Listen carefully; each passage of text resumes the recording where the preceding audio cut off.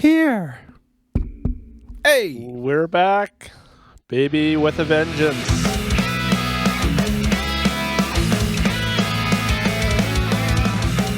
I feel like that's how you start like every episode. We're back, or Well, we did this it. time, this time we actually did.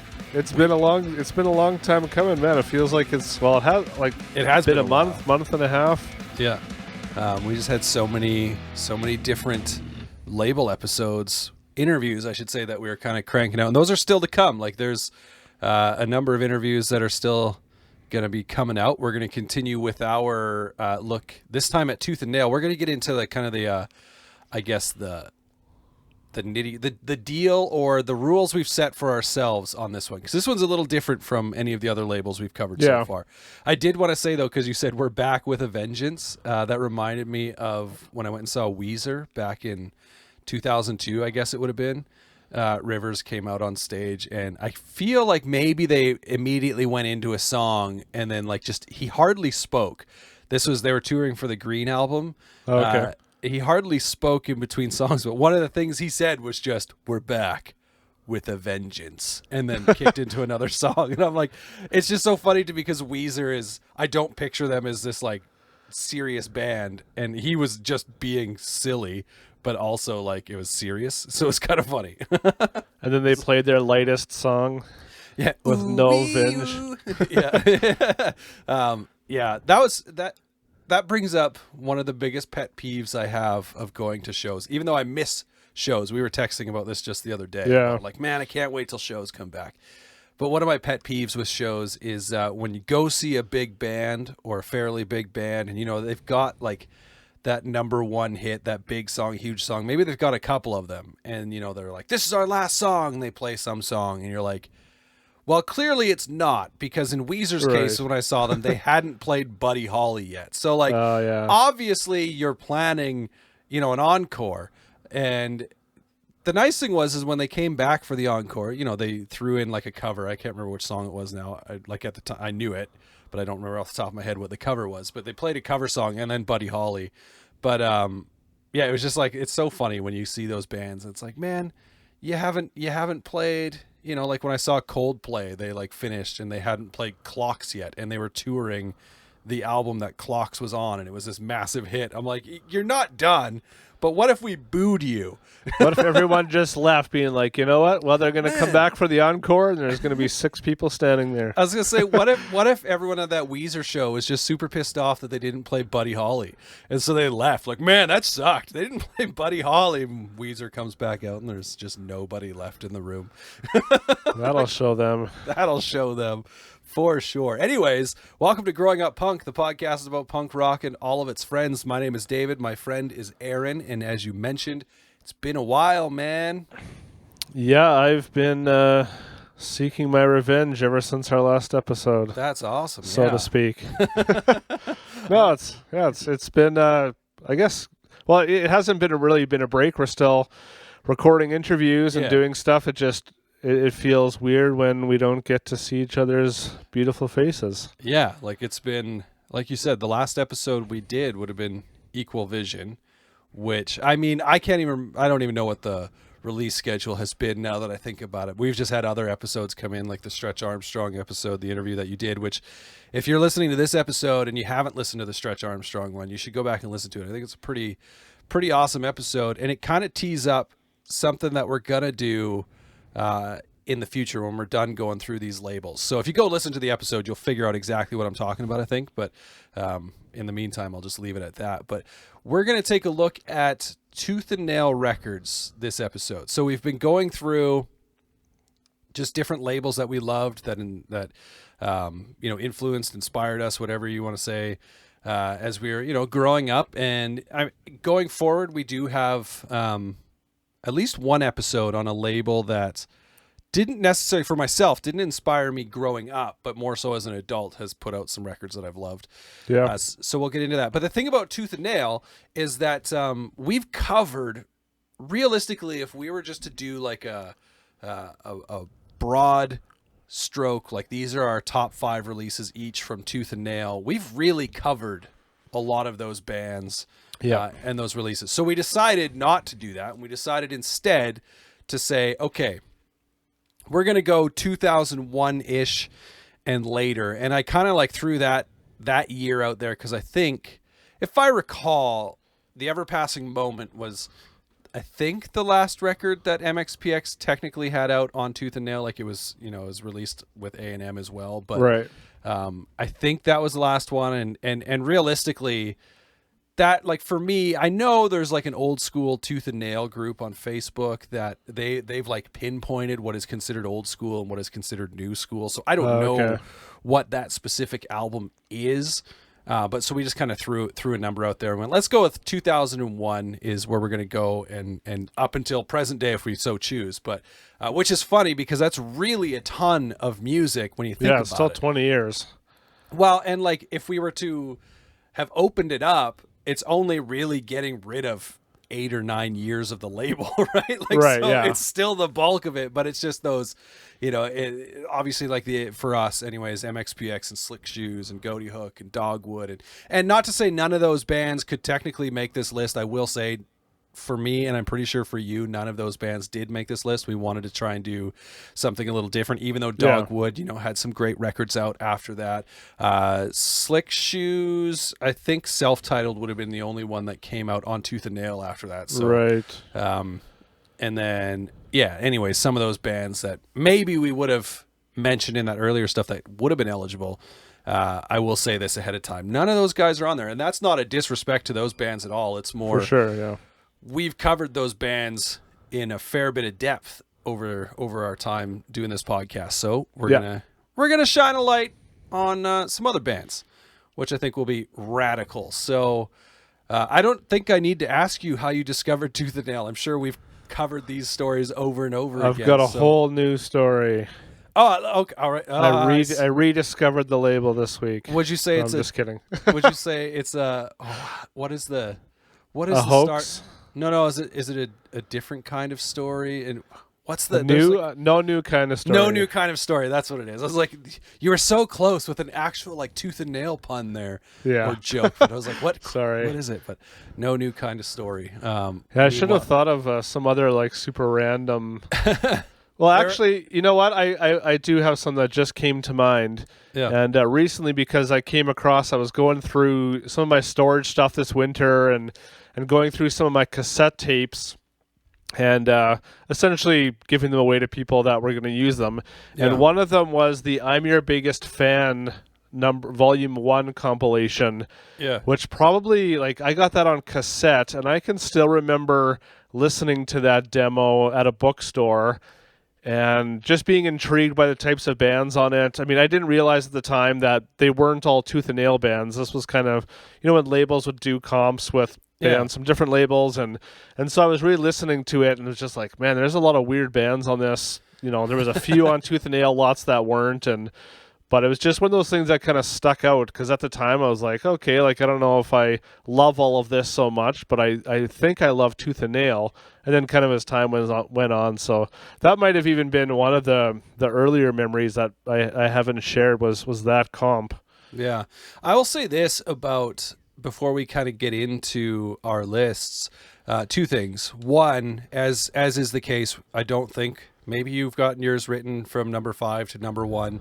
I don't know. We're just going to bounce around. Yeah. Okay, perfect. Mine are the same way. They're not actually in order. I'm sure I could narrow it down.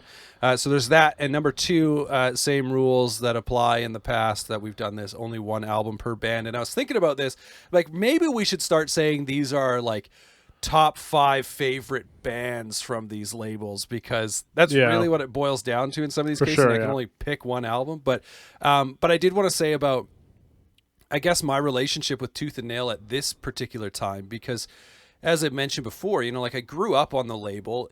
Tooth and Nail was the label that really introduced me to punk rock in the first place through MXPX, and then, obviously through bands like Slick Shoes and stuff like that. But come this time, I'm looking at my list, a few on my list for sure, and I know a few on your list. I like fell in love with those bands and those albums because I was actually working at a radio station at the time that played a bunch of those bands. Yeah. And that's kind of how I, stayed in touch. Whereas like, in the earlier years when I was in junior high and high school and whatever, I was in touch with those bands because I was searching out Tooth and Nail stuff. By this point, a lot of these bands I kind of moved on. You know, I was in my 20s or whatever and working full time and stuff like that. And it was more just I learned about them, you know, through work. So it's kind of interesting for me to go back to some of these records and go, oh yeah, I totally remember this. So let's get into what's your first record you want to talk about.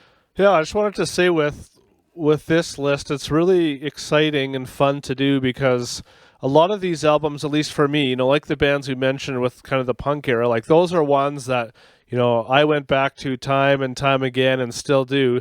And a lot of these ones, it was fun to go through because there's so many that, you know, I've listened to over the years, but it was like, well, what ones do I keep coming back to? You know, and none of these, you know, I've listened, you know, when I look at my list, I can't, you know, see one of them and be like, oh yeah, I've listened to that album 30 times. Whereas with a lot of the other albums, it'd be easy that much. Mm-hmm. And so it was cool just seeing like, you know, going through and be like, okay, why do I want to pick this one? What stands out about it?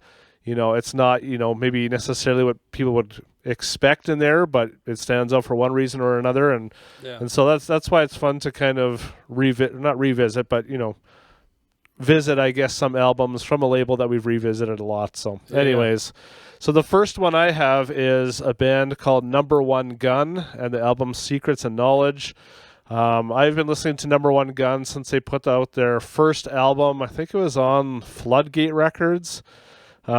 Was that Celebrate Mistakes? Yeah. And then they signed with Tooth and Nail, and I remember hearing about that and being really excited about it because I thought they were a really cool band. It was, you know, kind of in that pop punk genre, but it had a bit more depth to it. The vocals really stood out. The production, there was just something special about it. And so when they signed with Tooth and Nail, and this is, I think, the third release, or it's a fourth studio album by them. But it was their third on Tooth and Nail, released on January 26, 2010. And there's just something special about this album. And I think by this point, it was mostly just their singer, Jeff, who was, I think, the main singer-songwriter. By this point, had kind of just been doing the band kind of on his own. He was a producer, so he had a studio. He was able to play all the instruments. And just a superb vocalist, really cool melodies, and great range on his vocals and cool song structures. And I don't know, just one of those bands that when I put on, I feel like there's always, it kind of takes me to a place and just reminds me of something different. I don't know, it's kind of a weird thing to explain, but there's a lot of different dynamics on this album. You know, there's really upbeat, catchy songs and kind of slower ones, but each song has something kind of special and unique about it, which is why I picked this one and why I keep going back to it. Yeah, this record's interesting for me. So I think you're right in it just being Jeff at this point in time, because I know a couple of the guys had splintered off and started a band called Surrogate, right? Which their album "Love Is for the Rich" was on my like short list. In the end, it didn't make my top 5 or whatever, but really enjoyed that album. But with Number One Gun, it's interesting because I bought Celebrate Mistakes and really liked it. And then that was kind of it for me for a little while with Number One Gun. And then came back to them a few years later. This is a band that, you know, I guess I kind of reconnected just through work. And all of a sudden going like, man, they got a lot better. Like I liked Celebrate Mistakes, but it was also one of those albums where I'm like, okay, they're like knocking on the door of something good, but you know, not every song is a hit. And not necessarily a hit as in like, oh, it's going to have, you know, success on the radio sort of thing, but just like not every song is that great. But then their albums, they had a couple of albums in a row that I was like, oh, this is really good. And I think it probably boiled down to when it was, you know, mainly just Jeff or, you know, Jeff and a select group of people that were working on these records. And yeah, no, they're really good. Really dug them. I guess I'm just trying to see where I want to go with my list here. I think I'm going to go with a band that, you know, I was kind of into before a number of these as well. I'm going to go with Me Without You, Catch for Us the Foxes, which this record came out in 2004 as their second studio album. It was produced by Brad Wood, who, this is kind of cool, worked with bands like Sunny Day Real Estate, the Smashing Pumpkins, and eventually Say Anything. And I know Me Without You further down the road, I don't remember off the top of my head right now which record specifically, but they actually had a song that featured the lead singer of Sunny Day Real Estate on it. So I don't know if that connection was made through Brad, or if it was just, whatever the case. I think they also, maybe that same record or not, had a song with Hayley Williams from Paramore on it. Oh yeah, cool. Which is also like such a weird thing for me, because like Me Without You is a band that, so I think I was first introduced to them through a DVD called This Is Solid State, and I think that's what it was. Well, they weren't on Solid State. Well, no, I know. That's why I'm questioning if that's what it was, but it was definitely on a DVD. Yeah, could be. Was that first record? AB Life? First record? Yeah, AB Life, was that on Solid State? Because the song was off. It was like I can't remember the name of the song now. I'm gonna look it up though because I want to know. AB Life was released. Oh, it's Tooth and Nail, but the song was Bullet to Binary. Yeah, it might have been on something else. It was a music video that I had, and I feel like it was This Is Solid State, because I feel like it was on the same DVD that had Beloved on it. Now I'm curious. It might have been something else, so I'm going down a rabbit hole here. Volume 1999. It definitely wouldn't have been then. I don't know what year it would have been. Anyway. Oh no, not that. I don't know. Anyway, I don't need to go down this road. It was for sure on some kind of video compilation. I saw them play Bullet to Binary, and I was like, oh, their drummer at some point in that video like jumps up off of his drum throne to like hit his crash cymbal. And I was like, man, these guys are just going off, and they're dressed like Amish dudes, and like it's just like this weird thing happening. And so when Catch for Us the Foxes came out, I bought it. And I was just blown away. Like they changed a little bit from that first record, not a ton, but like I just found the guitar work got so much better.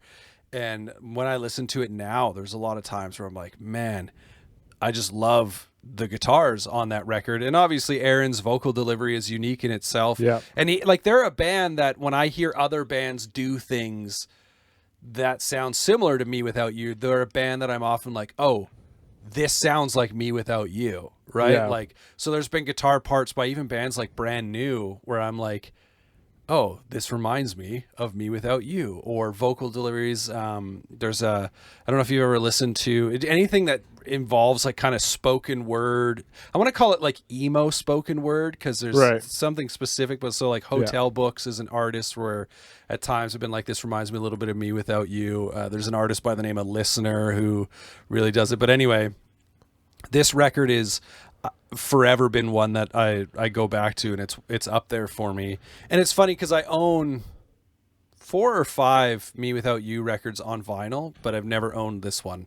And so it's like the one where I'm like, one day, I think they actually did a repress of it recently, and I have a hard time spending money on vinyl sometimes. It's so much money to ship it. But were you ever into Me Without You? Well, you know what? They were one of those bands where A to B Life came out, and because it was Tooth and Nail, I bought it, and it was right before I was heading to Cornerstone. And so, like, I'd listened to it maybe a few times, and like wasn't super into it, but was kind of intrigued by it. And then I saw them 3 or 4 times that week at Cornerstone because they were such a good live band, and I kept wanting to go back and watch them. And so I think that kind of was like, okay, yeah, I do like this band. But then every time I'd go back to listen to it on CD, or I guess CD back then, it always was like, maybe I don't like this. Maybe they're more of one of those bands where live is really cool because they're just so eccentric and kind of wild and all over the place, especially then. And so, everything that kind of came out after that, I would kind of listen to or would hear songs here and there, and it wouldn't really capture my attention enough. But, I mean, they're one of those bands that I love hearing about. If they're like on any of the labeled podcasts about them, I love listening to those. Or, there's something really intriguing about them, and I think they're a really unique and like genuine band. And so it's not something I'm going to choose to listen to often, but definitely respect them.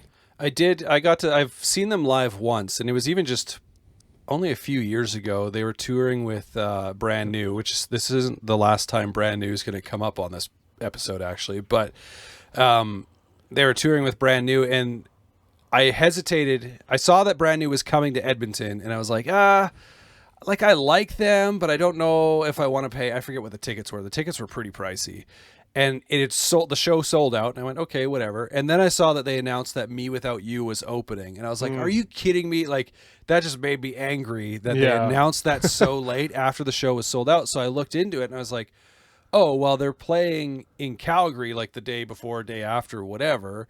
So I was like, I'll go down to Calgary to see them. And so I bought tickets because they were playing at a larger venue and there were still tickets available. And I went and saw them. I don't remember who opened. There was 3 bands. Whoever opened, then Me Without You, and then Brand New. And Me Without You's set was like near flawless. Like the sound was done mixed so well. They played like perfect. And then it was just kind of funny because I was like, dang, that was really good. And I was like, okay, Brand New is the headliners. They're coming up next. And it was like the sound guy was sitting at the mixer, like the board, and just went, whoa, and shoved all the levels to max. And it was so loud. And just like, this actually sounds like crap.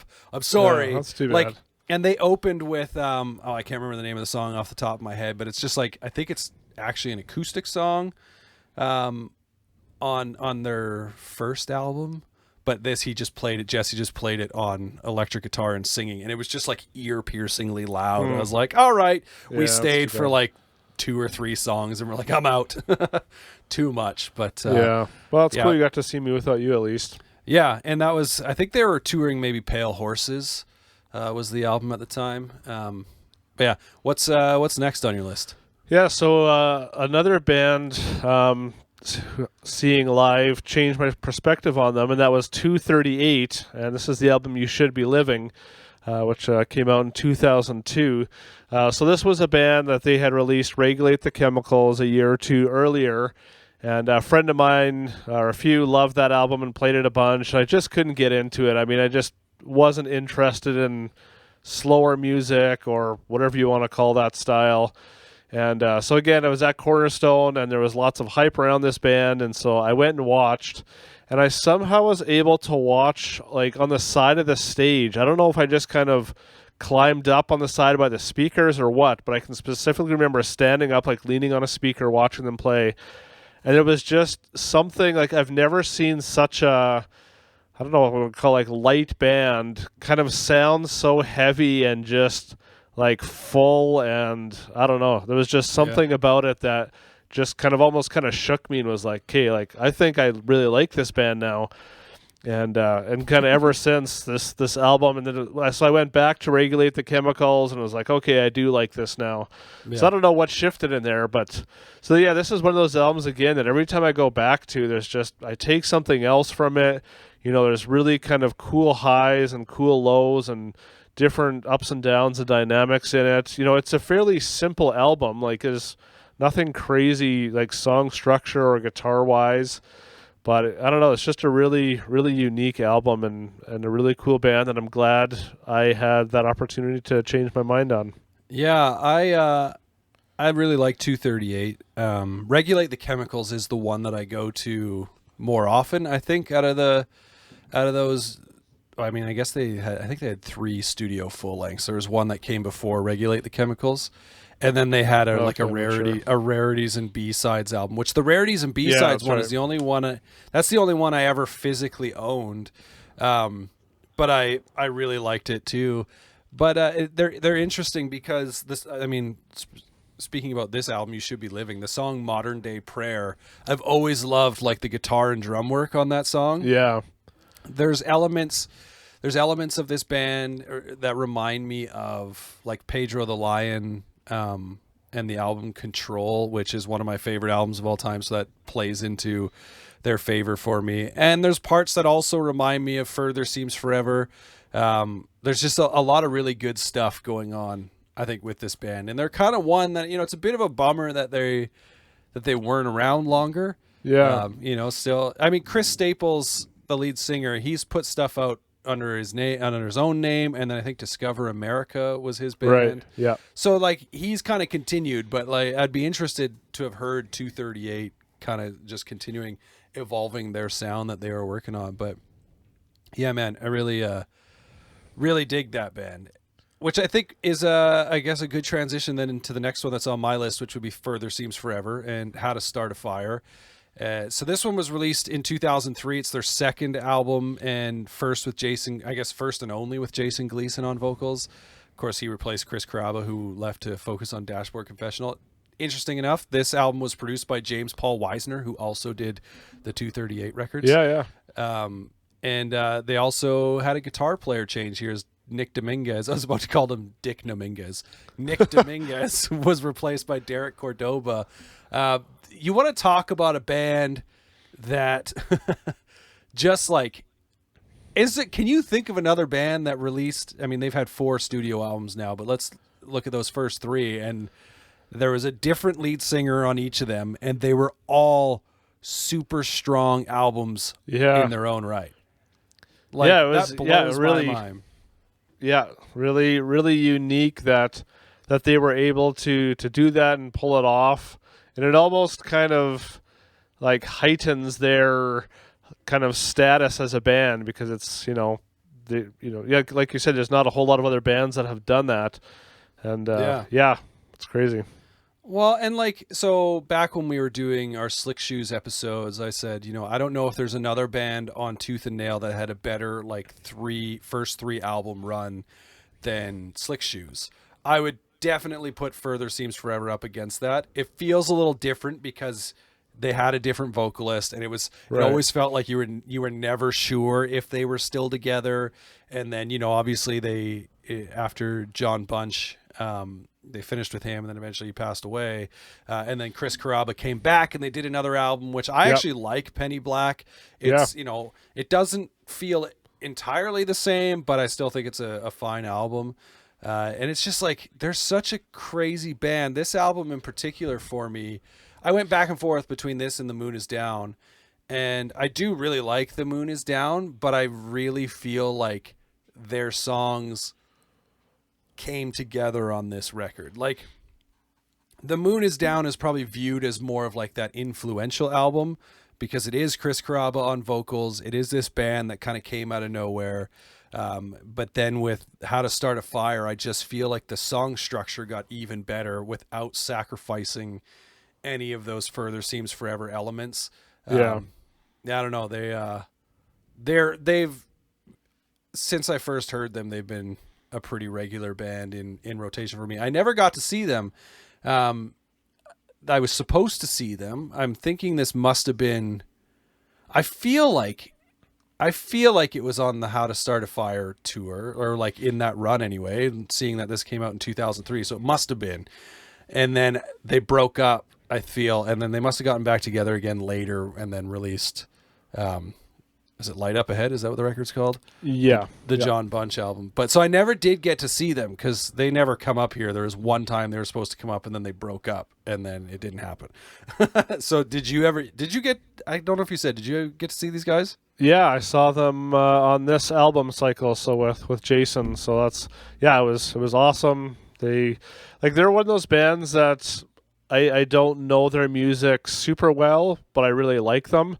I was a big fan of Strong Arm, which is kind of where this band came from. And so I do remember kind of when Further Seems Forever kind of, came out of the ashes of that band. And I didn't quite understand, the whole kind of I thought it was a hardcore band. Why are they playing this kind of music now? I didn't really understand that at the time. So I think that kind of went against me really diving into them. Sure. But I mean, over time that's definitely changed. And one of those bands that, such talented musicians and really cool albums. And they left left a really cool legacy, just like we said, with different singers and just kind of the back and forth that they've had. And they just seem like they're a band that's really passionate about music and songwriting. And, they've never come off as a band that's about, the fame or the way they look. They're just, kind of regular guys that just want to write really cool music. Yeah.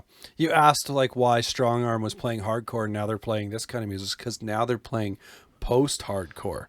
Yeah, which I didn't know what that was at the time. It's just that's such a drastic shift. I mean, anytime a band had that big of a shift, I was confused, just because we didn't have any context as listeners back then, you know. Oh, I remember being super confused when Hope's Fall went from, you know, the sound that they had on their earlier albums to all of a sudden the same guy who had been screaming all these years was now mainly just singing. Like, that was a weird thing, right? Like, bands were doing strange things at that time, I guess. But yeah, no, this is Further Seems Forever is definitely one of those bands that I continue to love to this day, and don't need a revisit of Tooth and Nail to go back to it. But what's up next? What's next for you?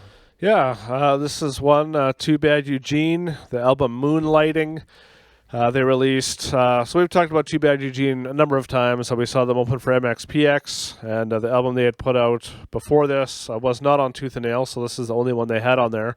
So of course I was excited when I saw that they were putting on their album, because I really liked the guys, or the two guys and Craig's brother that started this band, and again, just to me, a unique album. You know, it kind of comes from pop punk, but it's not super pop punk. It's kind of more towards the, I don't know, just kind of melodic, poppy rock side of things.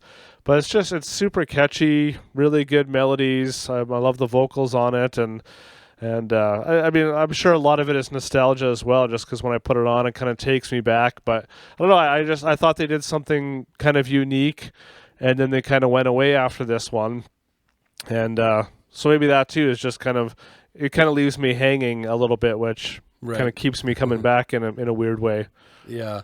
Too Bad Eugene, like, they're interesting to me in the sense that I was never really able to get into them. Like, I saw them, we've talked about this tour time and time again, but the No Motive MXPX tour, and they were the opening band on that show. And like, I remember being aware and excited about them, because I feel like, were they not, like, was that first record, was it out on Rock City Recording? Yeah.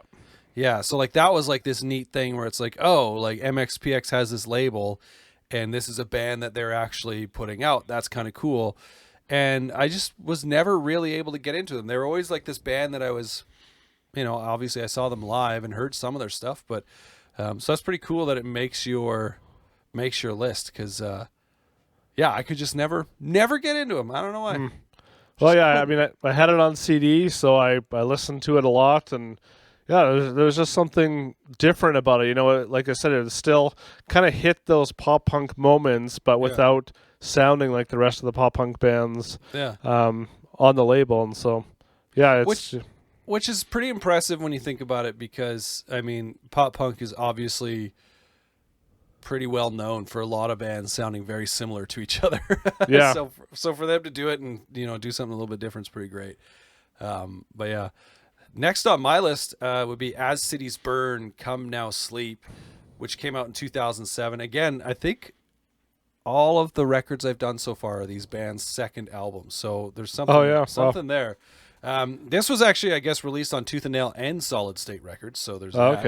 Okay. Produced by Matt Goldman, who worked with bands like Under Oath, The Chariot, and Anne Berlin. And this is I'm sure there are some people, As Cities Burn fans, that are like, oh, you got to go with Sun. Loved You at Your Darkest. I Loved You at Your Darkest, yeah. And for me, the vocal change is really what sells it for me. I can't remember, there was a song on Sun, I Loved You at Your Darkest. Was it called The Widow? It was something like familiar, that. Yeah. And it's just Cody on guitar and singing. And I was like, I listened to that song over and over again. There was a live version from like Cornerstone or something like that on YouTube that is just like really good. And so when I first heard this album, I was like, oh, he's got such a unique voice to me, and the guitar work there was a change there too. I love everything about this record. It's not necessarily the easiest listen for me, one that I come to all the time, but it's one when I do put it on, I'm just like, I have to appreciate, you know, the songwriting and musicianship of it, and for them to make that change, I think, and you know, we're talking about bands making changes, and I think pull it off very well. Like I liked them more, but. Were you into As Cities Burn? I really liked Sun, I Loved You at Your Darkest. I had that album. It was one that got played in the van on tour a lot. And then when this one came out, I mean, there was so much going on around this one, and don't need to recap all of that.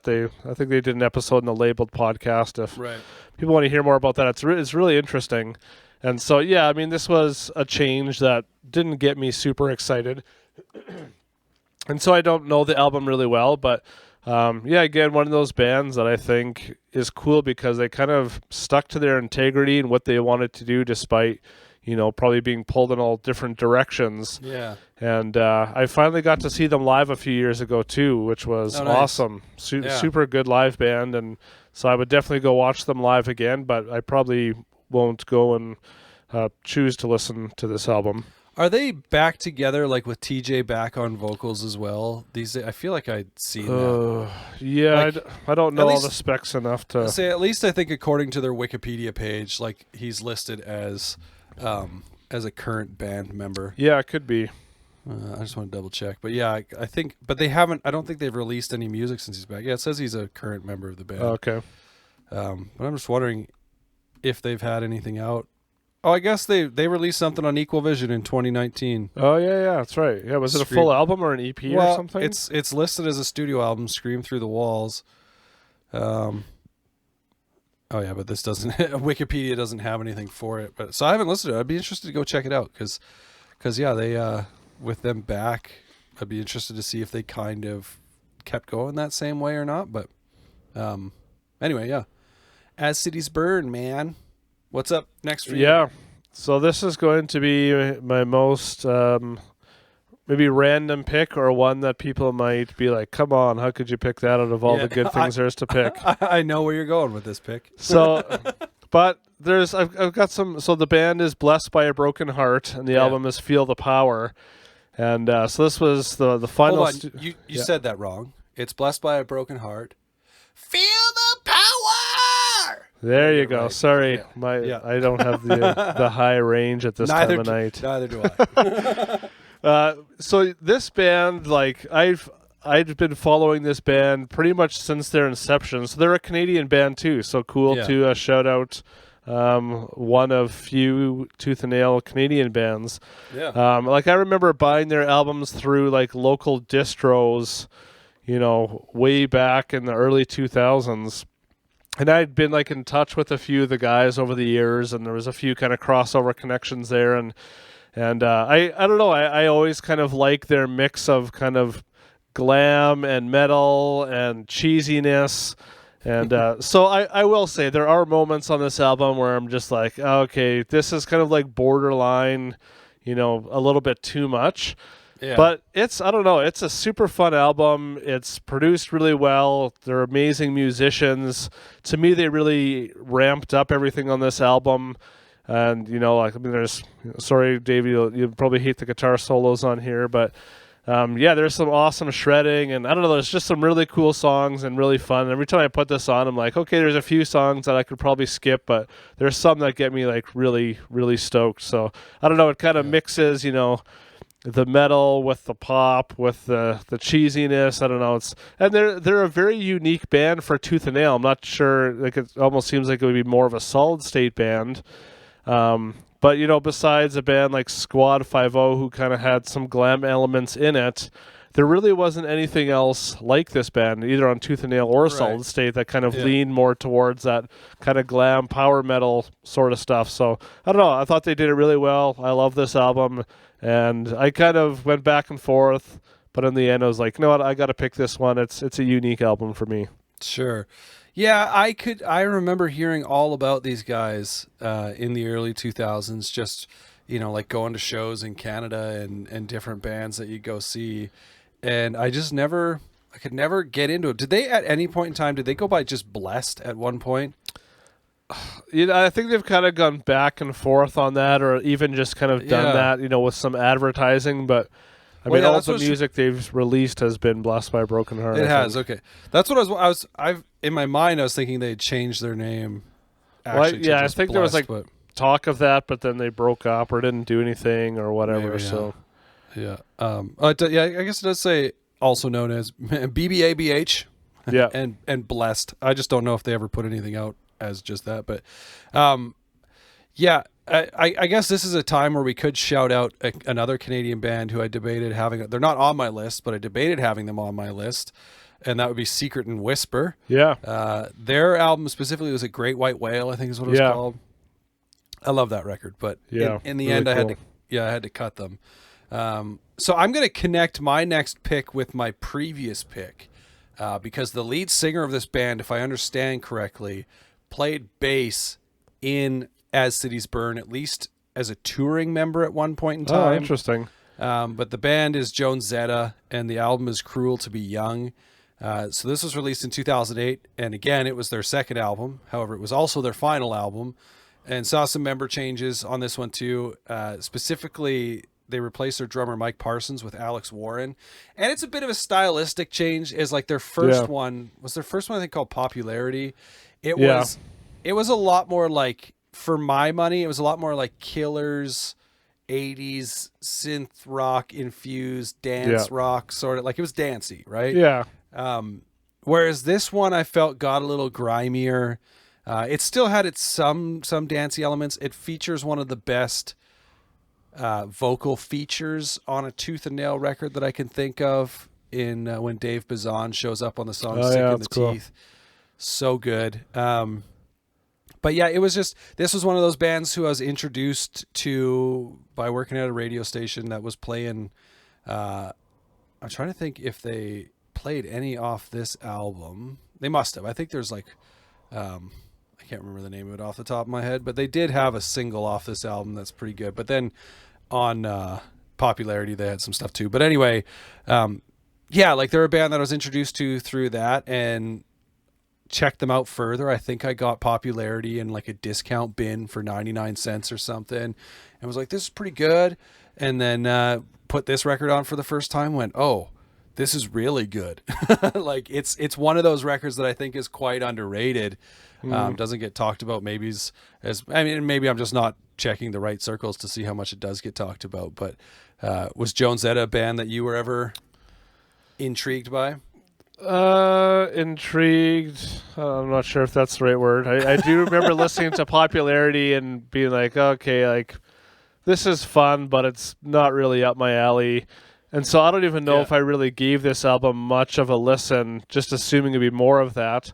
But I did listen through the first half last week, and I was actually kind of pleasantly surprised. I was like, I could listen to this. Like this could be on while I was driving or doing something, and I can enjoy this. It wasn't as obnoxious, or like that first album, I don't know, it was just kind of reminded me of like Panic at the Disco or Hot Heat, like just kind of that a bit more kind of like hipster kind of, I don't know, club music, or not like dancey club, but like, I'm questioning the terminology you're using. Well, maybe more like kind of like bar, like I don't know, like where you kind of go and they, it's not dance music, but it's anyways. It's dancey for sure, right? Like they'll they play some dance beats without actually playing, programming drums or anything like that. But it's definitely a form of alternative rock that's dancey. I think it's fair to say that. Yeah. So okay. I suck at describing this band, but anyways, all sorts of random thoughts that come with them. So yeah. No, this is one too that I'll go back to on occasion and just be like, oh, it's a fun record to listen to. So what we should have? Do you have just one left? Yeah, just one.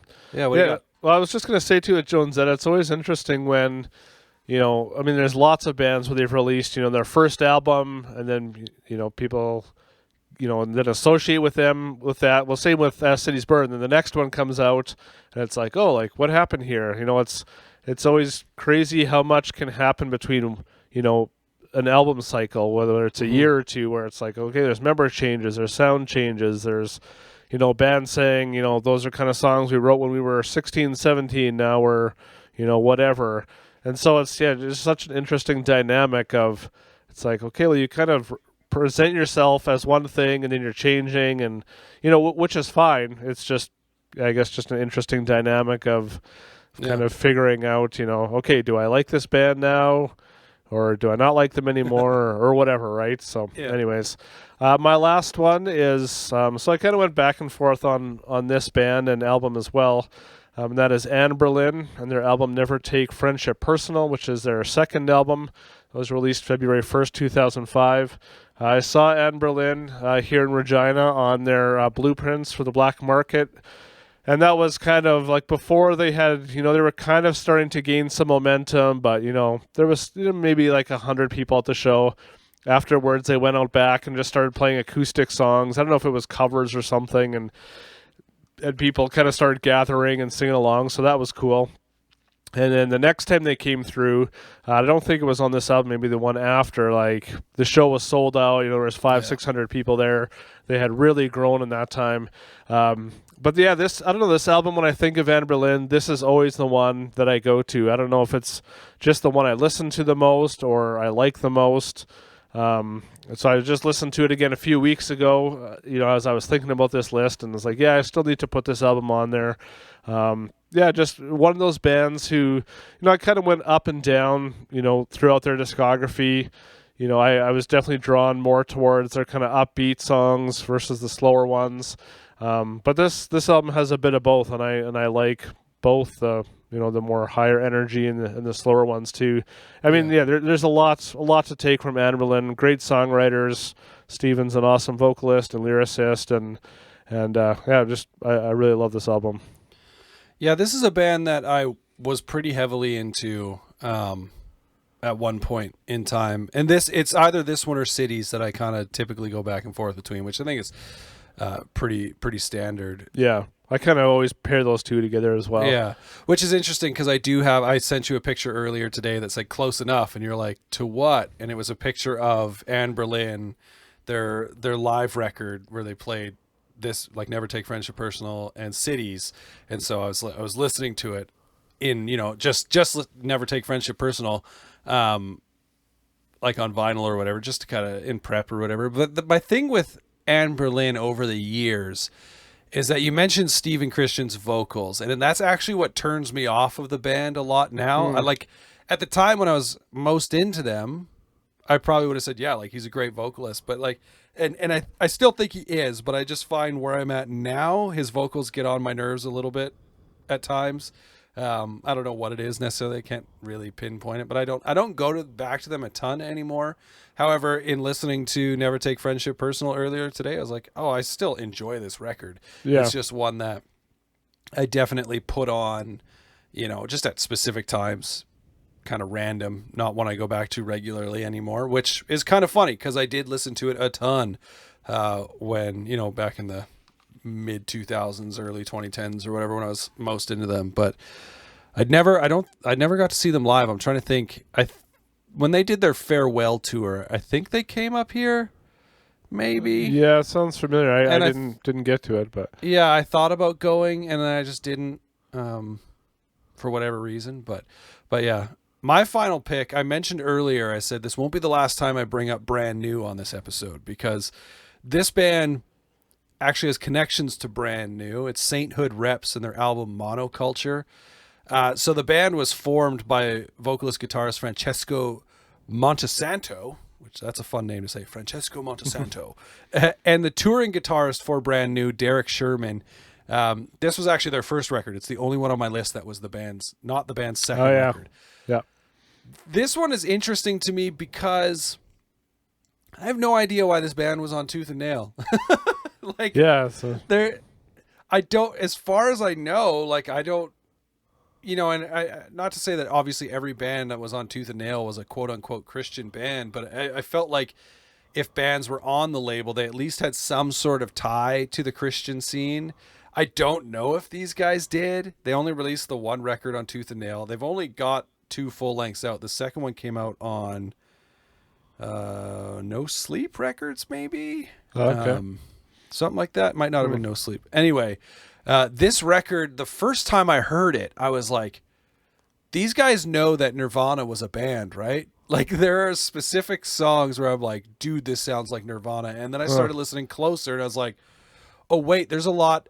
It took me a second to kind of get into like the whole, they definitely have, like they're 100% a post-hardcore band that is influenced by grunge for sure. And there's a whole movement of bands like that. And when I first heard it though, I was like, it just sounds so much like, you know, those early 90s, like not grunge bands like Pearl Jam and Soundgarden, obviously, but like those Nirvana influenced, more coming from the punk side as opposed to the metal side of grunge or whatever. But the more I listen to this album, the more I've loved it over the years. And it still feels like such a very weird tooth and nail record in a lot of ways. That anything that Me Without You put out felt like a weird tooth and nail record, at least with Right. Me Without You, you know, and in like a lot of the lyricism, you know, they were, you know, like whether Aaron was like legit just pulling stuff from the Bible or whatever, right? Like you had that side that went, okay, I can kind of see where these guys fit in on the label. With Sainthood Reps, I never understood it, but it's such a good record, and it has a song on it that does something very rare for me, where I like, it's the first time I heard it, I immediately put it on again as soon as it ended, and like I was listening to the album, and you know, so it wasn't like I was just like putting random songs on. I was listening through the album, and then when the song Hunter came on, it's like the quiet song on the record. As soon as it finished, I was like, I'm listening to that again, and I put it back on again and went through it. And yeah, it's just, I don't know if you were ever into Sainthood Reps. They're a band that has always kind of like intrigued me, and I've sort of tried to follow them a little bit. I didn't like their second record as much. It was called Headswell. I think I liked it, but like this is the record that just really stuck to me. And I'm just reading this now, and I'm like, oh, I 100% get it. It says influences cited by the band include Fugazi, who when I was listening earlier today, I was like, oh man, I'm hearing a lot of Fugazi. Nirvana, Mogwai, the Coen Brothers, the Jesus Lizard, Built to Spill, Dinosaur Jr., Sunny Day Real Estate, Explosions in the Sky, Sonic Youth, My Bloody Valentine, and Yuck. So there's a lot of 90s, you know, like I'm like, yeah, it for sure comes through. But were you ever into these guys? And, sorry, their second record was on No Sleep Records. But, okay. Were you ever into these guys, or did you ever give them a chance? I listened to this album last week. I mean, I'd seen the name and I recognized the artwork, but it wasn't really anything that caught my attention. Again, it wasn't bad. Like I enjoyed it enough to listen through it to kind of get a sense for what it was. And yeah, all your thoughts now that you're saying them, it's like, yeah, okay, that makes sense. But yeah, again, not a band I would really be drawn towards.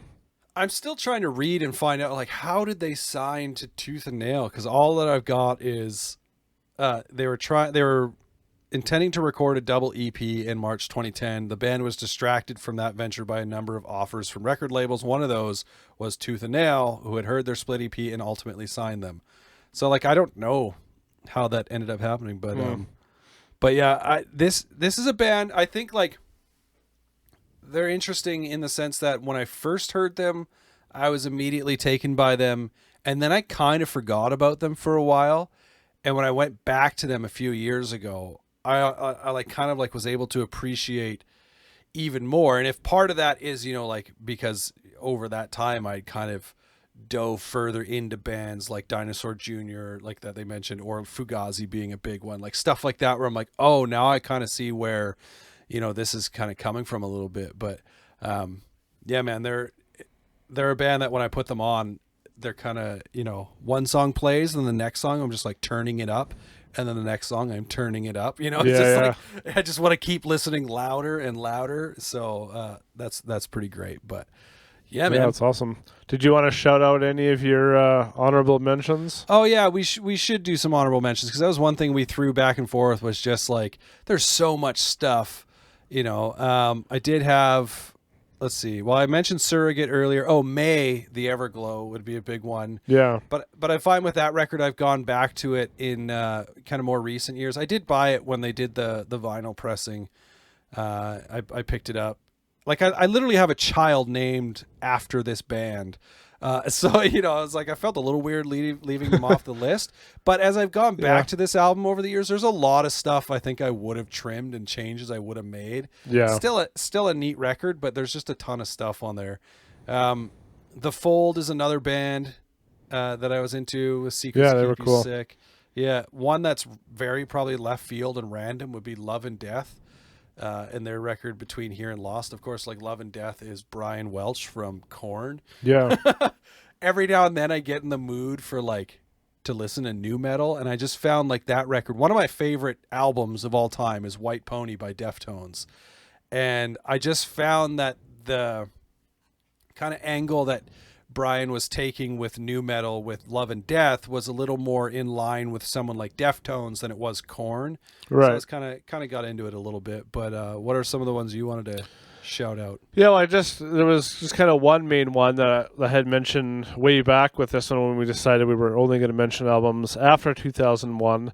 And that album is Plank Eye's Commonwealth, which was the first Tooth and Nail full length that I owned. I got it on cassette tape. I don't even really know why I was drawn towards that album, because that's kind of when, I was starting to try to find punk albums, but for whatever reason, that one stood out as a demo that I listened to, and so I ordered it, and I remember coming in the mail and my mom putting it under my pillow. And so I remember at bedtime going, I would usually like listen to music in my Walkman when I went to bed. Like this was, I don't know when did this album come out, like 93 or 94 or something. So I was only, like 11 or 12 or something. But, just that intrigue of music I hadn't been exposed to before. And because I only got, a new album every 3 or 4 months or something, I would just listen to it over and over again. And so this is one that just solidified itself in my brain as something I liked, even though I didn't really know any of the like references or not references, but like kind of context to like what their sound was or who they were influenced by. It was just something different. And it's still an album I love going back to. If that album came out today, I probably wouldn't be that drawn to it. But and I didn't really listen to a whole lot of them after that. I don't know. I love Scott Stiletta's vocals on it, and there was just some really cool songs on that album. Man, when I think of Plank Eye, they were never a band that I owned anything by. I purely knew them from like obviously like the Tooth and Nail compilations, and like I had the what was it called? It was like the first however many. It was a DVD that had all their music videos on it. I think it was like 1993 to 1999 or whatever it was, right? I think of like all of those things, and Plank Eye is definitely one of those bands that's ingrained in Tooth and Nail, just like the culture for me.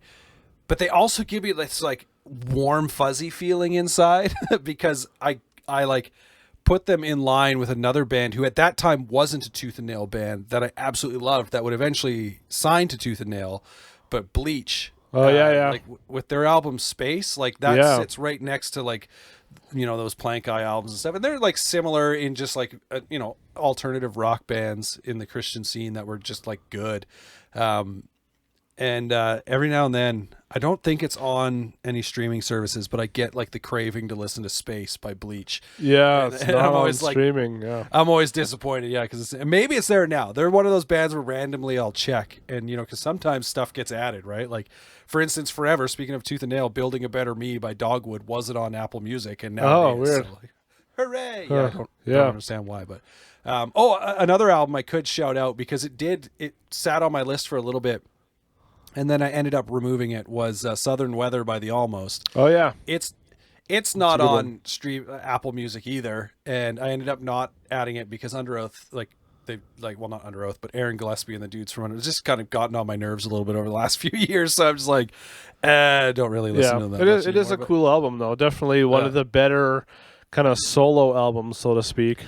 Yeah. Well, and when I say like even like the guys in Under Oath getting I actually liked Erase Me. Like it's not even a problem with that. It was just I watched like too many interviews with them when they're always answering the same questions from reporters, like from not reporter, I guess journalists, whatever. And I was like, just got tired of hearing from them. So, but yeah, man, like there's a ton of great stuff that came out I guess in the past 20 years, essentially. But, most of this stuff, I don't know if we had anything. Oh, Monoculture by Sainthood Reps came out after 2010. I don't know if we had anything. Blessed by a Broken Heart was 2012. Okay, is that the newest one? That might be the newest. Yeah, the newest one. Yeah, and I kind of went through all the newer ones and was like, I haven't spent enough time with a lot of those. They've like Tooth and Nail Yeah, it's so different now too. So it is so different. But even just, I don't know if it was last year or the year before, like Tyson Motzenbacher, I think is his name. Yeah. Is an artist that they were pushing a fair bit, and I checked him out. And like, I mean, if you like more mellow acoustic stuff, I was really digging him. And I haven't listened to him in a little bit, but yeah, I'm sure the stuff is still really good coming out. It's just for a different crowd.